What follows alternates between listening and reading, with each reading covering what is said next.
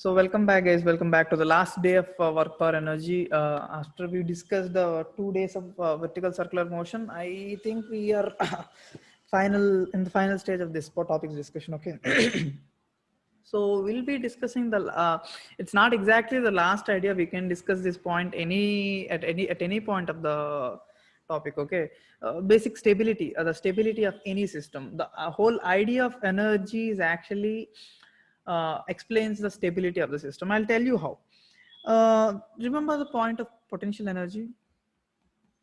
No. Potential energy was defined as, like, I'll just try to explain it both theoretically and practically also. Which one shall we go first? I'll just explain it theoretically first, then we go practical. Okay. Potential energy was U. Do you remember that U is nothing but integral F dx? Do you remember this? Now, if we are good with mathematics, we can happily write this equation. Like, take out the integral part, you can write it as du equals to minus f dx. You're not writing the entire energy, you're just writing the small energy change. Now, I can write this as minus du by dx equals to f. Can you do that? The rate of change of potential energy is nothing but the force acting on the system, the internal force. Okay, you know what it actually conveys? What do we talk about this thing? Like, how is it related to stability? Now, how do you define stability? How do you call a system stable? How do you call a system stable, or how do you call a system which is at equilibrium? How do you call a system which is at equilibrium? A system can be called as at equilibrium when F force, the force acting on the system, all the net forces acting on the system is zero. When the net force acting on the system is zero, you can simply call the system is at happily. Yeah, when the system is not showing any results, I don't know, I don't understand what Aditya says there. But when the force acting on the system is zero, like simply say, block is here, then it's just resting on a surface. It is clearly at equilibrium. But a frictionless surface, if you put a block like this, it is definitely not at equilibrium because of mg sine theta, the block slides. So you can clearly say this is not at equilibrium, but this is definitely at equilibrium. The body which is just simply resting on a ground is clearly at equilibrium. So the simple idea, like I can take any example, you simply take this as an example. Body hanging onto a string. It is at equilibrium. It is not moving. It is clearly at a calm situation. You take a bowl and you put a ball inside it. There is some equilibrium. The body is clearly not moving. So the body is clearly in equilibrium. But there is a small difference here. Even in idea of equilibrium, I can bring multiple ideas. I'll show you how. Whenever the force acting on the system is zero, the system is at equilibrium for sure. Whenever the force acting on a system is zero, the system is at equilibrium. So I'll just show you some theoretical ideas first. Let us take three balls. This, not three balls, two balls only. This. Can somebody, I'm not even telling you anything. Can somebody raise your hands and tell me? Both are at equilibrium, clearly. Like, if you have enough stability here, both the bodies are clearly in equilibrium. But which one of them is actually stable and which one is an unstable equilibrium? I haven't ever told you anything about stable equilibrium and unstable equilibrium. But some practical thought, out of some practical thought, I'm unmuting Chetan and Vamshi. Since other two are always, I mean, like, one is stable, sir. Second one is unstable, sir. Chetan is saying first one is stable, second one is unstable. Out of your practical knowledge, I didn't tell you anything about this yet, right? So the first one is a stable equilibrium and second one is an unstable equilibrium. What does it exactly mean? Vamshi, what Yes, kind sir. of an equilibrium is this? Unstable, sir. Why? Unstable. This is a simple neutral equilibrium. We don't call anything about it. It's a neutral equilibrium, okay? But this is a stable equilibrium and this is an unstable equilibrium. Let's just completely look at practically and then we'll go theoretical, okay? Let's do it that way. If people keep coming, my concentration keeps breaking. You people have to stay in the class. Now, Coming to stable equilibrium, if you disturb that equilibrium in a stable equilibrium, if you disturb it like this, it will simply come back to the original point and it will come back to the stability. But in the case of an unstable equilibrium, if you disturb it, it will never come back. Neutral equilibrium, we can never say. If you disturb it, it just moves away and it stops here. So we don't talk about neutral equilibrium right now. Forget about neutral equilibrium. Just try to understand the idea about stable equilibrium and unstable equilibrium. Okay. Take my pen for example. I'm holding it like this. I hope you can see me. I'm holding it like this and I'm disturbing it. Even if I'm disturbing it, it is moving and it is coming back to its original position only. So this is a stable equilibrium. But if I do this, yeah, if I balance it, there is some equilibrium. There is some equilibrium for sure. But if I disturb it, the minute I disturb it, it is completely going out of equilibrium. So this is an unstable equilibrium. If I hang the body like this is clearly an unstable equilibrium. And this is a stable equilibrium. So take any example, any other example, like if I'm hanging a rod to a body like this is a stable equilibrium. But if I make a body stand up and a hinge like this, yeah, it is an equilibrium at that instant, but the minute it disturbs, it simply goes out of equilibrium and there won't be any, like you don't see any stability anymore. Okay. Aniket, if you have anything, please raise your hand. I will not respond to messages anymore. I will stop responding to messages. You're literally writing paragraphs of messages there and I'm supposed to read that. What is it, Aniket? Aditya, tell me. Sir, what about spring, sir? Yeah, that's a good question. Like, you tell me the situation. In what situation? Let's just take a situation like this. Spring Like, and a block. sir, Now, if I disturb it, what happens? If I disturb like it, like this, it will for try a to. while it will displace, then again it will come. So what type of an equilibrium is this? Stable. Exactly. This is a stable equilibrium. Now, one more important point. Whenever you are in a stable equilibrium, you will always see a force which is in the opposite. We know that F equals to minus kx. I've already talked about this minus, which means if the displacement is in this direction, force is in the opposite direction. So there is always a force which is opposite to the displacement, right? So this force F equal to minus kx or F equals to minus kx cube, even in this case also. I cannot write F equals to minus kx square. Can somebody tell me, raise your hands and tell me why I cannot write F equals to minus kx square? Nobody? Because since it is x square, no matter which I put, whether I put positive x or negative x, it's always negative. So this force cannot, this situation will not work. But this and this, they definitely work. I'm not, let me not go completely theoretical, but the point that you need to understand here is a stable equilibrium is something that that is like when you disturb the equilibrium, it comes back to the original position, that is called a stable equilibrium. Unstable equilibrium is when you disturb it, it just goes out of a situation. It completely goes out of a picture. So that is called as an unstable equilibrium. Now let us talk about that theoretically. Let us talk about that theoretically. So minus du by dx equals to f, we've talked about it. So at equilibrium, at any equilibrium, whether it could be a stable equilibrium or unstable equilibrium, f equals to 0, which means minus du by dx equals to 0, right? So du by dx equals to 0.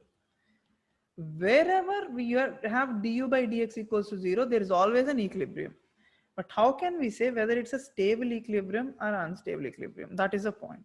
So to understand this, I'll do one thing. I'll try to draw the potential energy X graph.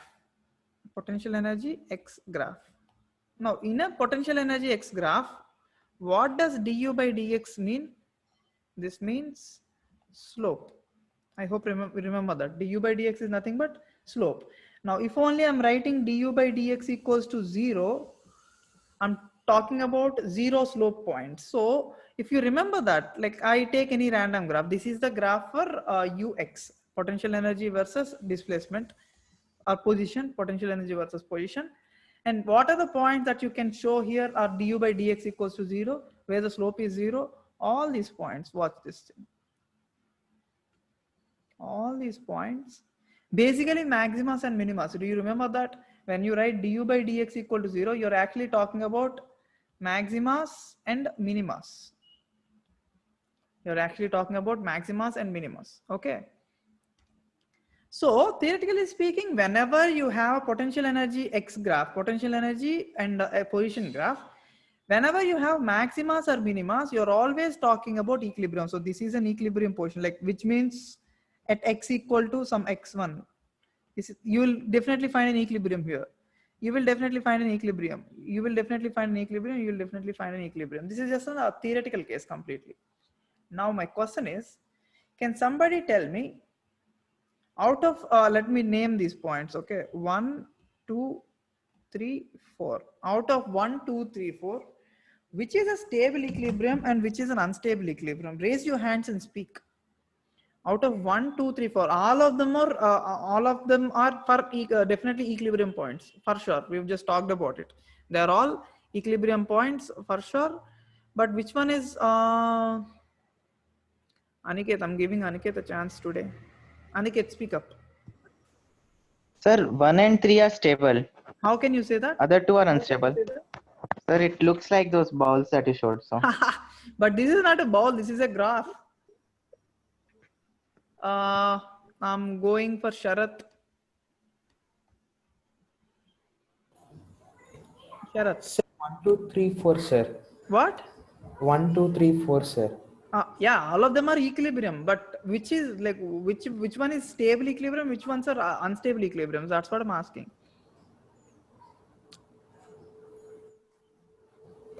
So, same answer, sir. 1 and 3, but I think 3 is. 1 and 2 are. So, 1 and 3 is. We've just talked about it. I've just given you one example, one important point. Whenever you have force equals to minus kx, which means you go in a positive x direction, force must be negative. Now, if force has to be negative, like you already have this equation also, force equal to minus du by dx. If force has to be negative, du by dx has to be positive. Du by dx has to be positive. Now stay with this point. Du by dx has to be positive. I'm drawing the same graph again. Is it the same graph? Yeah, it's the same graph. Take this position for example, okay? Take this specific position for example. As I'm moving towards positive x and I'm drawing tangents to the graph. As I'm drawing tangents to the graph, you can clearly see some positive slope, which means here du by dx is positive. If du by dx is positive, which means force is negative. So definitely in this point, the body acts a negative force here. So you can clearly say this point is a stable equilibrium and this point is a stable equilibrium. These 2 points are unstable equilibriums. Like, because obviously, like if this happens, you get a negative du by dx, the force is positive. Now, if you don't understand what happened here, you can simply remember this as like just like Aniket said, like whenever you find a graph for u and x, a stable potential energy x graph. Sumantra still has hand. Yeah, Sumantra, what is it? So I was having a reason like that the 1 and 3 are stable because the heights are low, right? The heights are low. There is a No. less chance of No. It's not about heights. U is potential energy, right? If the graph is like this, let me give some names. 1, 2, 3, 4, 5, 6. It has nothing to do with the height. It's all about the maximas and minimas. I hope you remember the idea of maximas and minimas. Okay. Yes, sir. So all these points are definitely equilibriums, but I am going to draw, let us use blue for stable equilibrium. I used it in reverse. Let us use blue for stable equilibrium. This is a stable equilibrium. This is a stable equilibrium. This is a stable equilibrium because they are all minimas. And Yes, sir. they're all equilibriums only, but they're unstable equilibriums. You can happily remember it like this.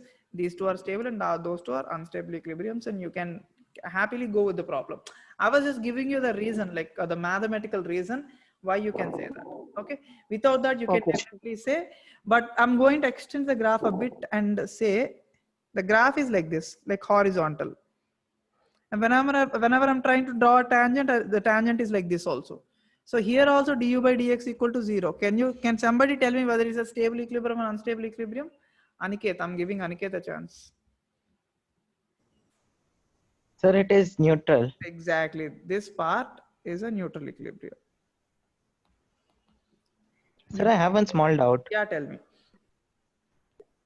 Sir, what if for a particular amount of force in some particular direction it is stable, in some other direction it is unstable, like that it is? Or for some greater force it's unstable? No, it becomes really difficult to define potential energy for that. No, potential energy cannot be defined for every force that you can see. Okay, you see friction, you see a non-conservative forces. You cannot define potential energy for non-conservative forces. Okay, there is no such thing as potential or potential energy for non-conservative forces.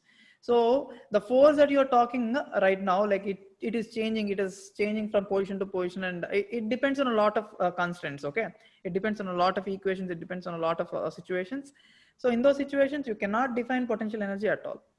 Okay, you can only define potential energy in the situation where you're seeing like this. Okay, where you can actually define it at a specific point, and like you can actually show us a reason why it is changing from point to point. Okay, Aniket. Okay, sir. Yeah. So in those cases, like the case that you mentioned, you can't even define potential energy. You will get to see a lot of problems, like in the second year there will be the non-conservative electric fields. Okay, there you can't even define such thing as what do you say, potential energy. Non-conservative forces or non-conservative forces you cannot define at all. Okay, guys, please be careful. Sometimes they give you f and x equation, not u and x. Can somebody tell me which points are equilibrium points now?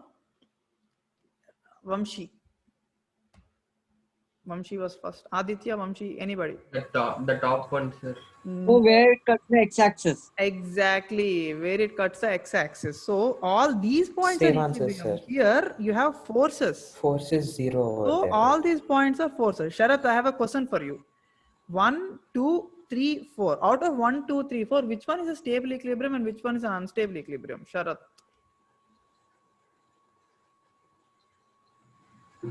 Sir, 1 and 3, sir. 1 and 3 are Stable. now, guys, be careful here. How did he say the answer? Because in the case of 3 or 1, if you're going in the positive direction, the force is negative. You see that? Like the force is a negative value. So obviously you're getting a restoring force. Like if the positive direction, force is coming back. Even in the case of 1 also, like you going in the positive direction, the force is a negative value. But in the point of 2 and 4, I'm sorry, you go in the Force is positive increased. direction, the force is also positive. So obviously it simply tips off. Like if you go in this direction, the force is also pulling you in the direction. Why will you come back? If you're going from your equilibrium position and it is pulling you back, that is when you're in the equilibrium. So whenever they give a equation like ux or fx, be careful. In ux and fx, you have to look for minimas and maximas. You have to look for minimas and maximas. In fx, you have to look for all the x-intercepts. Okay, you need to be careful about it, and don't ever forget this relation also. This is very important. Not just now, in the future also. Sometimes they might give you in a problem, in a random problem, they don't even give you force. They give you the potential energy equation and ask you to solve the entire problem. Like the entire problem will be based on force, but you don't even have the force equation in the problem. All you will be having is potential energy. So in those cases, make sure you simply use this idea, differentiate the potential energy, put a minus sign, that gives you the force equation. Okay, just remember this thing. I'll put some glitters around it, some stars around it. You want new colors, I can use new colors also. Oh, that color is not glittery. So this equation, guys, this equation right here, minus du by dx equals to f, is a very important equation. Remember this point. Okay, once we're clear about this, no doubts, I guess. Aditya, of course. Right, tell me, Aditya. Sorry, sir, I got disconnected. Can you explain the last two graphs what you made? What? I didn't get your voice is breaking. Can you explain the last two graphs what you made? These two graphs are Yeah, these two graphs only. I was saying, just whenever they give you a graph for stability or a problem like this, just be careful that whether it is a potential energy position graph or force position graph. Okay. If it is a potential energy position graph, make sure you go for minimas and maximas. You see that potential and position. Here the graph is in between force and position. So in these cases, you have to go for the x-intercepts so to find the equilibrium positions. You see that? Here it is maximas and minimas to find the equilibrium positions. Here it is the x-intercepts to find the positions of equilibrium. That's what I said. Okay. Okay, sir. Thanks. Aniket has a doubt. Aniket, tell me. Aniket? Sir, can you please show a mix of those two graphs, sir, that force and maximum minimum one? You can't put both the graphs in a single equation, right? Acha, like you're asking whether we can, for a same problem, you want U and F equations. Yes, sir. It's looking confusing, that's why. That will be difficult. That will be very difficult for me. I mean, because I'm randomly drawing these graphs, right? It's very difficult, man. It's very difficult for me to draw it because I can only, like, if I go mathematically, I can only write equations like this. But this equation is impossible because you don't even get maximas and minimas in this situation. So it's not easy. Don't look at the problem, like don't think of this problem as like both the things exist in the same problem. Like you can draw them, but it is beyond my mathematical range to write them in a single problem. There are problems where you get ux separately, like either the problem comes in the form of ux graph or the problem comes in the form of fx graph. It depends. They don't give you both the graphs ever. Okay, you don't have to worry about it. Okay, sir. Okay. Now, once you're clear about the stability part, like whenever you have a problem about stability, you simply use these ideas and try to talk about it. Why don't we just do this also? Like sometimes they give you a problem saying U equals to the potential energy equals to 2x square minus 3x plus 5. This is the potential energy. Find the equilibrium positions. What do? You simply write du by dx. Solve this equation. Du by dx is 4x minus 3. So x equals to 3 by 4. This is an equilibrium position, and now you have to solve whether this is a equilibrium position, sorry, stable equilibrium or unstable equilibrium. We already know that all the minimas are stable equilibrium points. All the maximas are unstable equilibrium points. All the minimas are stable equilibrium. All the maximas are unstable equilibrium points. Just to remember a point like that. Okay, if you remember that, I'll be good for you. So this is one kind of an idea which is not quite related to the previous things that we discussed. A bit theoretical, but yeah, if you follow that, there might be a chance that you might face some problems from this. Okay.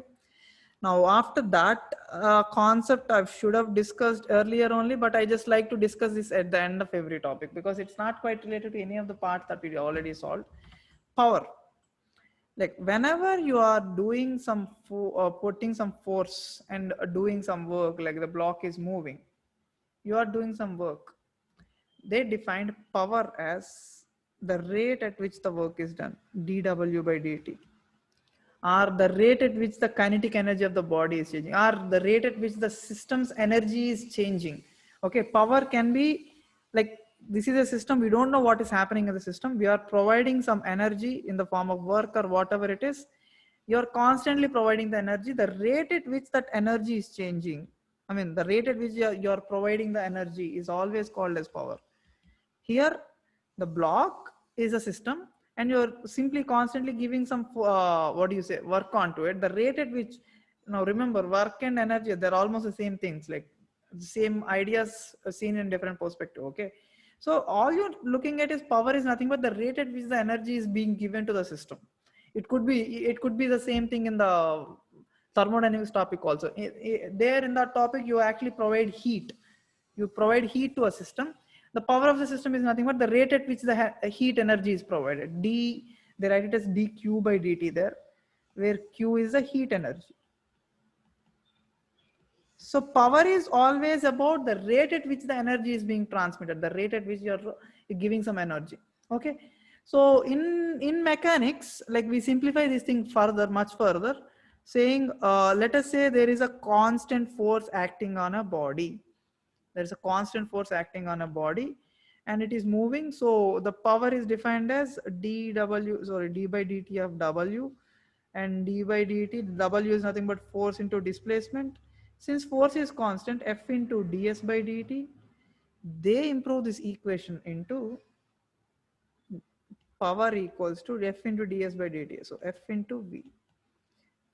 You can remember this formula saying power equals to df by dt whenever f is constant. If only f is not constant, you stop right here. Power equals to d by dt of f into s. Like you can actually take instantaneous values. Okay, you cannot do this step. You simply stick with this idea. This idea works everywhere. The rate at which the energy is transmitted or the energy is being delivered is always a thing that works. So that's basically the original statement. Power is nothing but the rate at which the energy is being transmitted is the original statement. So this works always fine. This is when the force is constant. Okay, so this is how the power is transmitted. Like they give you problems like take this, a bucket is connected to a motor. Bucket's weight is given as let's say 20 kg. 20 kg is a huge bucket. Okay, so let's just take a bucket which is connected to a rope, and it is connected to a motor. They ask you the power of the motor. They will give you enough data saying the bucket is being pulled up with a velocity 2 meters per second. Now it is being pulled up with a constant velocity here, which means the weight of the bucket 20 g is actually being exactly balanced by the tension, which is a constant force, which is also 20 g. So the power can be simply written as the 20 g is the force into what is the velocity 2. So power is nothing but 200, so 400 watt. You know watts, right? So watt. And horsepower, you might know, like how many watts are 1 horsepower? 767 watts or something like that is 1 horsepower, 1 HP. Okay.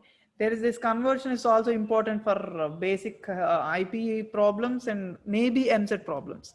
This conversion is very important. 1 horsepower equal to, I'm not sure about this value. I don't remember these values at all. 767. Does anyone remember this value? 1 horsepower equals to how many? Aditya? So the answer is like 746. 746 watts. Okay, cool. Sharath is also saying the same thing. 746 watts is basically 1 horsepower. So you remember this value also. Like you understand the problem, right? The power of the motor is nothing but the force it is applying, the tension, into the velocity. This is the kind of problems that you face all the time. Like in HC Verma, there are 5 or 6 problems that is regarding power. Every time they simply give you the same idea: force into velocity, force into velocity. If only they give you a problem which is more complicated, you simply stick to idea power, saying d by dt of whatever the energy that is being transmitted or the work done or whatever it is. Like the thing that is filled here is, it could be a heat energy, it could be work done, it could be simple kinetic energy, it could be anything. The rate at which the energy being transmitted there, that is the power of the source. Okay, so these are the ideas, and I think I'm done with most of the ideas that are needed to be discussed. So again, this is a very small session. Like I mentioned, it will be a very small session since these are the only ideas. The stability and power are the only things that I wanted to discuss. Aniket.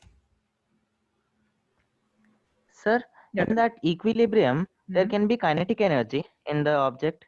Yeah, you can. Wait a second. When it is in equilibrium, there shouldn't be any force, which means there shouldn't be any acceleration. There can be velocity, because kinetic energy depends on the frame of reference, right? So there can be kinetic energy, like yeah, there can be kinetic energy. There can be velocity. It's fine, as long as there is Okay, no velocity. I mean, like there is no acceleration, the system can be considered stable. Sir, and one small doubt. Yeah. I had some confusion in that equation F is equal to minus du by that one, sir. Okay. What is it? Can you just explain it once, sir? again. Like how we got it. Do you not remember the equation that we defined u equals to integral f dx? But before this, we actually wrote it like Yes, this: sir. du equals to minus f dx. So like you simply bring it here and du by dx equal to minus f. I put it here. That is how I wrote it. The minus du by dx equal to f. What's the problem here?